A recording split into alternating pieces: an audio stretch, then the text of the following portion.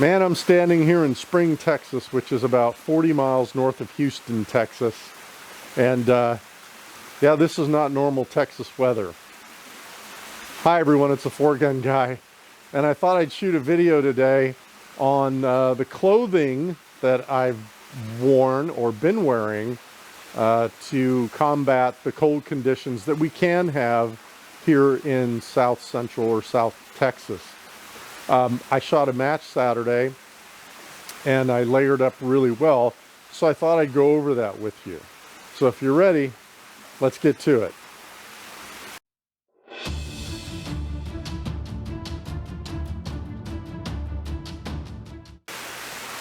Now I shot a match 2 days ago and there was no snow on the ground, but the temperatures were pretty cold for us Texans. So when I say pretty cold, the temperature at 8:30 in the morning when we started shooting was around 26 degrees, and it warmed up to right around 31, 33 at the end of the match. But we did have anywhere from a 10 to 15 mile an hour wind, which actually took the wind chill down into the teens. And you know, if you're from here and you don't hunt, like I don't hunt, so I don't have all that super heavy gear that's that's going to sustain me for the entire day on a hunt. Let's say getting up at 5 in the morning, getting up in a stand, sitting there all day long. I wanted to do what's called layering. So what I wanted to do here is kind of take you through my thought process. And again, this is not geared for a 2-day hunt in North Dakota. That's totally different. I'm not talking about that, guys.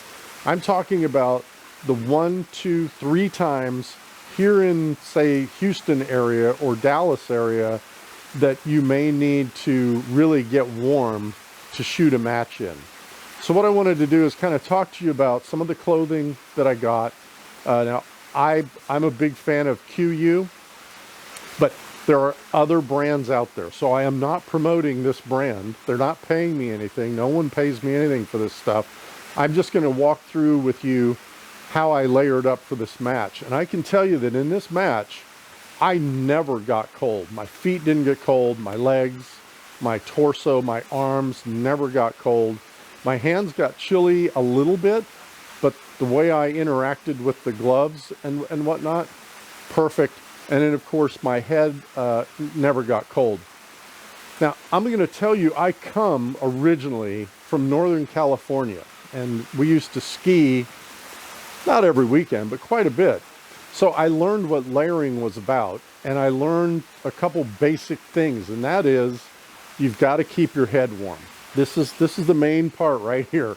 If your head gets cold, then it's gonna flow down through the rest of your body and you're gonna be miserable.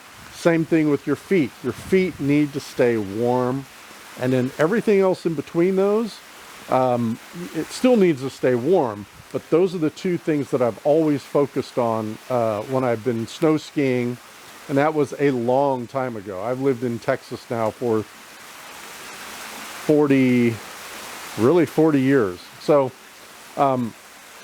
let's take a look at the layers that I have and how I use them to combat the cold the other day.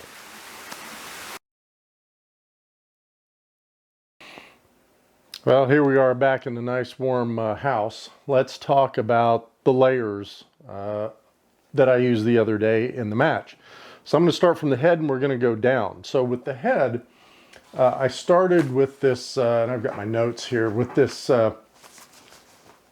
balaclava, I guess that's how you pronounce it, hood. And I got this from Amazon, and I had this for a while. So this is just a thin hood that I started with. And then I had, I call this my Elmer Fudd hat. It's from Low Alpine. I have no idea where I got this. I actually wore it when I was traveling to New York City for a year or two doing some consulting. So I wore this. It looks goofy on you, but the thing I love about it is, and about these trapper hats is what they're really called, is these, this comes down over your ears. So it's really, really keeps your ears warm, and this is adjustable, so it's got a little Velcro on the back that you can adjust this with. And then the final component to the head here was, and I'm going to show you this when we get to the body, was the hood of my KUIU Versa jacket. So when we get to that, you'll see the hood. So that was the head part. I kept all this on while I was doing my dope and all that stuff, and then when it was time to shoot, I would pull the hood back, take off the Elmer Fudd hat because this brim can get in the way. So then I just had this balaclava hood on, and that was fine for the 2 minutes that you're shooting, right? So my point was I wanted to stay warm as much as I could, and then when it was time to shoot, go down to what I needed to do to efficiently shoot, and then get back, get warm again. So that was that. For the hands, same thing, really. I had this old pair of ski gloves, and these things worked surprisingly well. And I don't think these are a Thinsulate, so they're Thinsulate gloves. These worked really well. What I did is I put some hand warmers, the hand warmers that you break open and they warm up. I put one in each one of these, so kept my palms warm. And then what I could do is if my fingers started to get a little chilly, I would just pull my fingers back in, make a fist around that thing, warm them up, and or I'd stick them in my pocket. So that was those. But when I shot, I'm not a glove shooter. So when I shot, what I did was used these are KUIU Axis gloves, and they're pretty thin. So I would put one on my left hand so I could manage the rifle, and then I just shot barehanded with my right hand. So again, for 2 minutes, it was fine, right? Even though it was, wind chill in the teens, it was fine. Now that gun was a little chilly when I grabbed it with this hand and the bolt and everything, but that was that.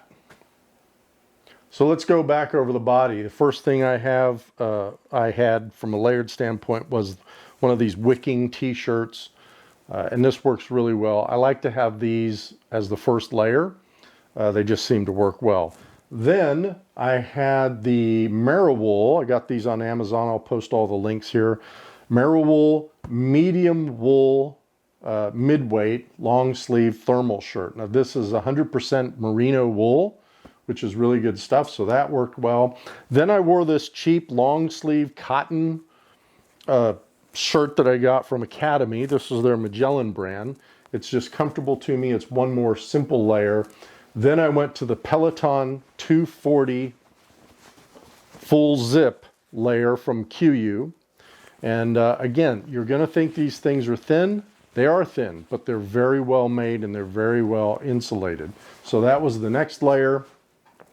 Then I went with the KUIU Base Camp sweater vest. And I really like this thing because it's got a cell phone pocket right here in the left front. And then I rounded out the body with the Versa hooded insulated jacket, again from KUIU. And then again, as I said earlier, this hood was the final piece over the head, kept me very warm. And this jacket, you're going to again say this thing's really thin. Trust me, it's going to keep you warm. And let's talk about why I went this way instead of buying a $500 and some heavy winter jacket, right? I don't need that here in Houston, Texas. We go 60s, 50s, 40s. It's 40 in the morning sometimes, and it's 70 in the afternoon. So it's not like what we're seeing here today all the time here. It starts cold and then it warms right up to where I'm just down to then maybe this long sleeve and this shirt underneath it. So that's why I went with the layers. I can adjust what I need to wear for the weather conditions in my area, right? So yours might be totally different. Understand that. So for the legs, it was this Marawool. Again, got this on Amazon. This is 100% merino wool. Marawool long johns, or thermal pants they call them. And then I went with, I had a pair of just regular thermal long johns from my old skiing days. And so I put these on over those just to make sure. And then I rounded that out with my shooting pants, which are the QU. This is their Pro pants. So you've probably seen me in this before, but these have the built-in knee pads, which are really, really nice to have. So that way I don't have to mess with knee pads when I'm getting into a shooting position or worry about having them on or taking them off. So that was the legs, and man, I mean, I stayed really, really warm. That merino wool is really a great thing.